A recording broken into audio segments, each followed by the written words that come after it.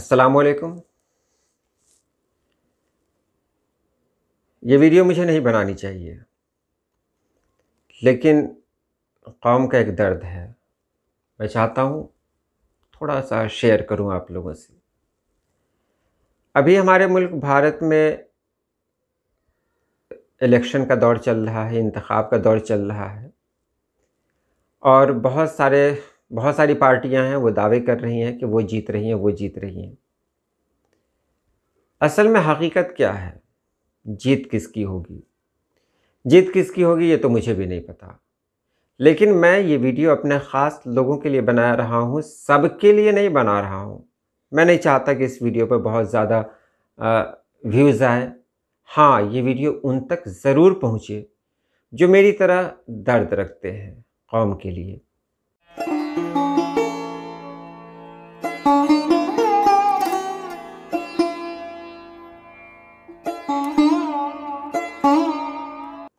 तो आज हमारे सामने सिर्फ दो ही पार्टी है और ये कहने में कोई हर्ज नहीं है कि अल्लाह पाक ने एक अच्छा मौका हमें दिया है। एक ऐसा मौका दिया है जब हम अपनी ताकत का इस्तेमाल कर सकते हैं वोट के रूप में। लेकिन मसला हमारे सामने यही है कि हमारे सामने ऑप्शन बहुत ज़्यादा हैं। सेकुलर के नाम पर इतनी पार्टियां हमारे सामने हैं कि यहीं से हमारे वोट बिखर जाते हैं। नतीजा ये होता है कि हम हमेशा अपने हक के लिए तरसते रह जाते हैं। तो ये जो मौका हमको मिला है, इस वक्त सबसे ज़्यादा ज़रूरी है कि हम अपने हक का इस्तेमाल अपनी सोच के मुताबिक करें, समझ के मुताबिक करें। क्योंकि अगर हमने थोड़ी सी भी गलती की या थोड़ी सी भी भूल हुई, तो फिर पता नहीं हमें कितने सालों तक इंतज़ार करना पड़ेगा, या फिर इंतज़ार करने का दौर ही ख़त्म हो जाए। तो यहाँ मैं आपसे यही कहना चाहता हूँ कि एक अच्छा मौका है, आप अपने हकूक़ का इस्तेमाल करें। यहाँ देखिए, दो पार्टियाँ हैं हमारे यहाँ जो कह रही हैं कि वो जीत रही हैं, वो जीत रही हैं। एक तो बीजेपी है जिसका दावा है कि वो 400 से ज़्यादा सीट लेकर आएगी, और एक कांग्रेस है जिसने कोई दावा तो नहीं किया लेकिन इशारा तो किया है कि हम इस बार अपनी ताकत पर सरकार बना लेंगे। बीजेपी के पास ऐसी कोई चीज़ नहीं है कि वो लोगों के सामने रखे। हाँ, एक चीज़ है, वो मज़हब का कार्ड खेलती है, जिससे हमारे मुल्क के जो भी लोग हैं वो बहुत ज़्यादा जज्बाती हो जाते हैं और वो भूल जाते हैं कि हमारे यहाँ जो बुनियादी चीज़ें हैं, जो बुनियादी ज़रूरतें हैं, हमें उनका ख्याल रखना है, वो भूल जाते हैं। हमें सबसे पहले रोटी चाहिए, रोटी के बाद कपड़ा और फिर मकान चाहिए। लेकिन हमारे यहाँ के लोगों को इससे कोई मतलब नहीं है। उनके जहन में यही बात डाल दी गई कि मुसलमानों ने उन पर बहुत जुल्म किया। और हाँ, ये कहने में मुझे कोई अफ़सोस नहीं है कि बहुत सारे मुस्लिम हमारे दरमियान ऐसे हैं जिनका असर पूरी कौम पर पड़ता है। उन्होंने कुछ ऐसे कारनामे अंजाम दिए हैं या ऐसा कारनामा अंजाम दे रहे हैं जिसका असर पूरी कौम पर पड़ता है। एक तो वो होते हैं जो किसी भी चैनल के डिबेट पे चले जाते हैं। सारी दुनिया समझती है कि वो पूरे मुसलमानों की नुमाइंदगी कर रहे हैं, हालांकि ऐसा नहीं होता। अगर मुखालफत की बात करें तो सबसे पहली मुखालफत जो होगी ना, वो तो मेरी खुद होगी।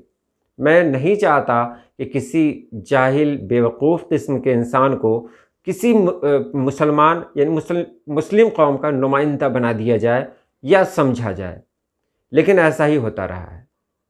इसका बुरा असर पड़ता है। दूसरे वो लोग हैं जो दिमाग का इस्तेमाल बहुत कम करते हैं और वो क्या करते हैं कि कहीं पर भी कमेंट कर देते हैं। नतीजा ये होता है, मैं भी आपको एक बात बताऊं कि अभी मैं देख रहा था कि बहुत सारे लोग एक ख़ास पार्टी को बहुत बुरा भला कह रहे थे। यानी वो बुरा भला कह रहे थे, उसका पूरा सपोर्ट जा रहा था कांग्रेस को। एक मुस्लिम कोई लड़का है, वो इसके बीच में कूद पड़ा और उसके बाद इसने भी मतलब सेम वही लैंग्वेज इस्तेमाल किया जो पहले के लोगों ने इस्तेमाल किया। अब सब लोगों की नज़र पड़ गई इस पर। नज़र पड़ गई तो वहाँ का माहौल ही बदल गया। जो लोग मुखालिफ थे उस पार्टी के, वो सब लोग उस पार्टी के हिमायत में पोस्ट करने लगे। यही है, यही बुरी बात है। खामोश रहें, या आपको मौका मिला है इस तरह का, उस तरह की बात करें। याद रखें, किसी को जलील करवाना बहुत आसान है दुनिया में। किसी को भी जलील करवाना है, आप उसकी तारीफ़ ऐसी जगह करने लगें जहां उसके मुखालिफ हों। जाहिर सी बात है, बहुत सारे लोग गाली देने के लिए तैयार हो जाएंगे। इसलिए बहुत ज़रूरी है कि हम सोच समझ कर कदम उठाएं। हमारे सामने बहुत से सेकुलर लोग हैं, सेकुलर पार्टियां हैं बहुत सी। तो अगर हम अभी किसी एक का इंतखाब नहीं करते हैं तो देर हो जाएगी। किसी एक का इंतखाब करें, एक को जोड़ें, एक को बस, और किसी एक को ही लेकर आपको जो वोट देना है, अगर चाहते हैं कि वोट बर्बाद ना हो तो ऐसा कर सकते हैं। दूसरी बात यह है कि आप के सामने जो बातें फैलाई जा रही हैं, देखिए मेरा यह है, मैं कांग्रेस से भी खुश नहीं रहा, कभी नहीं खुश रहा।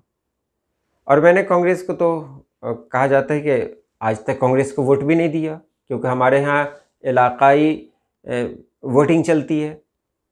इलाके में नीतीश कुमार हैं, आरजेडी के तेजस्वी यादव हैं, ये चलता है। हम लोगों ने तो कभी तो सेंट्रल को देखा भी नहीं है, हम लोग हमेशा इलाके पर रहे। कांग्रेस से भी मेरी कोई दोस्ती नहीं है, लेकिन ये है कि कुछ मामले ऐसे उठ रहे हैं जो मुस्तकबिल में हमें परेशान कर सकते हैं। अब जो मामले हमें परेशान कर सकते हैं, तो हमें ज़रूरी है कि हम अपने आप को महफूज करें। और अपने आप को हम महफूज कैसे कर सकते हैं? हम महफूज तभी कर सकते हैं अपने आप को जब अपने आप को समझें। याद रखें, वो माहौल हमको फिर से लाना है जब हमारे साथ एक हिंदू दोस्त, मतलब साथ साथ चले और एक ही गाड़ी पर बैठकर हम लोग सफ़र करें। ये माहौल चाहते हैं, हम प्यार भरा माहौल चाहते हैं। हम ये भी जानते हैं हमारे कुछ मुस्लिम लोग हैं जिन्होंने बहुत गलत काम किए हैं, ये भी जानते हैं, लेकिन उनके ख़िलाफ़ हम बोल नहीं सकते, क्योंकि एक पूरी लॉबी है कि हम अगर बोलेंगे तो वो सारे लोग सीधे सीधे खड़े हो जाएंगे। लेकिन कुछ लोगों की गलती की सज़ा सभी को मिल रही है, ये गलत है, और इसके लिए ज़रूरी है कि आप वोट का इस्तेमाल करें। अब जीत कौन रही है? देखिए, जीतने वाले अल्लाह पाक ने बहुत अच्छा मौका दिया है कि एक पार्टी है जो आपके सामने है, और आपको हक़ है कि अगर वो पसंद नहीं आए फिर आप अगली दफ़ा हटा देंगे, क्योंकि आपके पास ताकत है। यहाँ के आइन ने, संविधान ने आपको वो ताकत दी है। तो यहाँ जो कहा जा रहा है, मैं उसकी गहराई में नहीं जाऊँगा, लेकिन इस वक्त का जो इंतखाब हो रहा है बहुत ही अलग हो रहा है, और हमें एक बार फिर फ़ख्र होता है हिंदुस्तानी होने पर कि हमारे मुल्क के लोग हैं ना, वो ज़्यादा दिनों तक बेवकूफ़ नहीं रह सकते हैं, नहीं बने रह सकते हैं। कब तक बेवकूफ़ रहेंगे? नहीं रहेंगे। ये सभी लोग जानते हैं। यहाँ के लोग हैं, अरे ये वो मुल्क है जिसके बारे में अल्लामा इकबाल ने कहा था, मीरे अरब को आई ठंडी हवा जहाँ से, मेरा वतन वही है, मेरा वतन वही है। तो हमारा मुल्क तो वो है जहाँ से ठंडी हवा आती है प्यारे नबी करीम सल्लल्लाहु अलैहि वसल्लम को। तो फिर हम इस मुल्क के रहने वाले नाउम्मीद कैसे हो सकते हैं? हमारे यहाँ एक ऐसा माहौल है, हमने पहले भी कहा था, हम उस मुल्क में रहते हैं जहाँ कई तरह के पौधे हैं, कई तरह के फूल हैं जो एक गमले में रखे हुए हैं। तो ये तो हमारी खूबसूरती है, लेकिन इसी खूबसूरती को बरकरार रखना है। इसके लिए हम कहें कि जो लोग इस खूबसूरती को तोड़ना चाहते हैं, इस खूबसूरती को बर्बाद करना चाहते हैं, वो लोग घबराए हुए हैं, क्योंकि यहाँ के लोग समझ गए हैं। और जान ले, उनके साथ करो या मरो जैसी हालत है। और हमारे साथ बस वही है कि हम अपनी ताकत का इस्तेमाल करें, और जो लोग आज तक वोट नहीं दिए वो भी घर से निकलकर वोट दें, ताकि आपको अपनी ताकत का एहसास हो जाए, आपका मुस्तकबिल महफूज रह सके। अब एक बात मैं आपको बता दूं कि बीजेपी में दो ही चेहरे हैं जो अपने आप को सब कुछ समझते हैं, दो ही चेहरे। आप ये भी जान लें कि बीजेपी का कोई भी आदमी जो उसके अंदर मौजूद है वो भी खुश नहीं है उन दोनों चेहरों से, कोई नहीं। क्योंकि वो डिक्टेटरशिप में, मतलब डिक्टेटरशिप की झलक मिलती है वहाँ से। अगर तस्वीर खिंचवानी हो, उनके आगे कोई आ गया तो हाथ पकड़ के पीछे धकेल दिया जाता है। कहीं भी बात हो उनको साइड करके रखा जाता है, और ये बात किसी को गवारा नहीं है। लेकिन आवाज़ लगाने के लिए ताकत चाहिए। उनके पास भी, ऐसे लोग जो हैं उनके पास वो ताकत नहीं है। वो ताकत उनके पास भी आएगी, वो आएगी जब ये लोग कमज़ोर होंगे। कहा जाता है ना, शेर जब बूढ़ा हो जाता है तो उसका बहुत, मतलब उसकी हालत बहुत गैर हो जाती है। अपने ही लोग उसका साथ छोड़ देते हैं, उसके दुश्मन बन जाते हैं। यही हाल होगा अगर आपने अपने आप को समझा तो, क्योंकि ये आपकी बात नहीं है, ये बात भारत की है। हम तो ऐसे भी कम हैं। अगर महंगाई बढ़ जाती है तो नुकसान किसको है? हमारे यहाँ तो कम खपत है, खपत तो उनके यहाँ है। हम देखते हैं ऐसे ऐसे दोस्तों को जिनकी आमदनी बहुत कम है, वो किस तरह गुजारा कर रहे हैं। लेकिन उनके जहन में एक ही बात है कि उनको ऐसा लग रहा है कि किसी के रहने से उनका मज़हब है वो मजबूत हो रहा है। नहीं, मज़हब को कौन तोड़ सकता है? किसकी हिम्मत है कि हिंदुस्तान से उस मज़हब को निकाल दे? मज़हब पर कभी कोई आँच नहीं आती, मज़हब को कोई टारगेट नहीं बनाता। नहीं, वो मज़हब खुद ही ताकतवर है, तभी तो वो ऐसा मज़हब है। आप सोच सकते हैं, वो ऐसा मज़हब है जिसने हर मज़हब को अपना लिया है। भारत में लोग आते हैं, ईसाई आते हैं, उनको अपनाया गया। मुस्लिम आते हैं, उनको अपनाया गया। बाकी दूसरी कौमों के लोग आते हैं, उनको अपनाया गया। वो तो बहुत ठीक थे और ठीक हैं।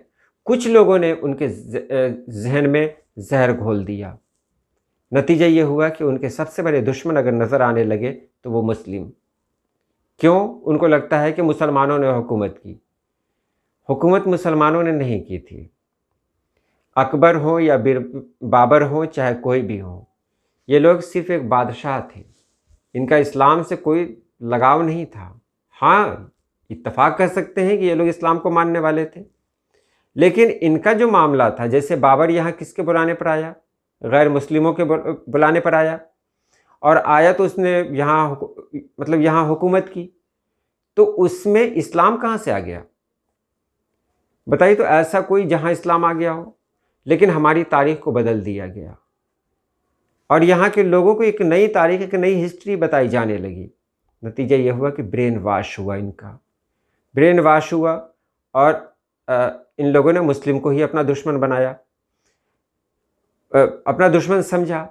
और हमारे कुछ मुस्लिम ऐसे हैं जिन्होंने उस आग पे घी डालने का काम किया। नतीजा ये हुआ कि बदनाम हो गए, उनको मौका मिल गया। आज मौका है कि हम दिखा सकते हैं कि हम जो भी मुस्लिम हैं वो कितने ईमानदार हैं। याद रखें, ये तभी दिखा सकते हैं जब सरकार कोई और हो, और जब वो सरकार हो तो वहाँ पर अपनी जीत की खुशी नहीं मनानी है, बल्कि ये दिखाना है कि हम पहले भी आपके थे और हमेशा आपके रहेंगे, क्योंकि हमारा रिश्ता तो एक ज़माने से है।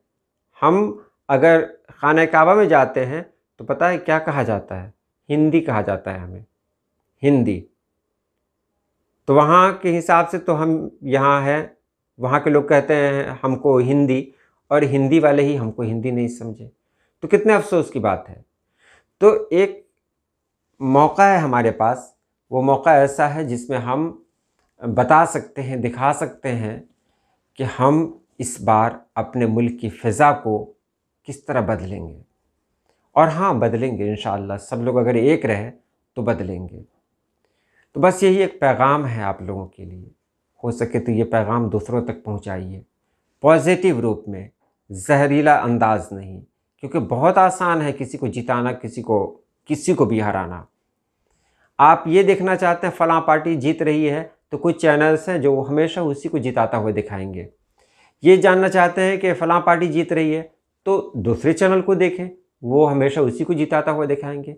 सच्चाई अलग है, कोई जीते कोई हारे हमको मतलब नहीं है, लेकिन हमको वो मतलब है कि हम जो काम करेंगे वो यही करेंगे जो मैंने आपसे कहा है कि आप अपने आप को पहचानिए और इस बार भटकिए मत। बस एक पॉइंट हो, एक मरकज़ हो, वहीं पर हमें रुक जाना है। यही पैगाम है मेरा, जहरीला नहीं, क्योंकि बहुत सारे मुस्लिम चैनल भी हैं, उर्दू चैनल भी हैं, वो जहर उगल रहे हैं। किसके ख़िलाफ़ उगल रहे हैं? उनके ख़िलाफ़ जो मेरे साथ बैठ के चाय पीते हैं, उनके ख़िलाफ़ जो मेरे साथ एक जगह से दूसरी जगह जाते हैं, जो मेरे साथ रहते हैं, जिनके साथ मेरा 12 घंटा गुजरता है, उनके ख़िलाफ़ नहीं। वो चैनल वाले तो हमारे अपने नहीं हैं, लेकिन वो साथ जो बैठा हुआ इंसान है ना, वो मेरा अपना है। इसलिए जहरीली बातों से बचें, पॉजिटिव रहें और अपने मुल्क को बदलें। बस यही पैगाम आपके लिए। तो चलिए आज के लिए इतना ही। अल्लाह पाक आप सभी लोगों को खुश रखे, आबाद रखे। अल्लाह हाफिज़।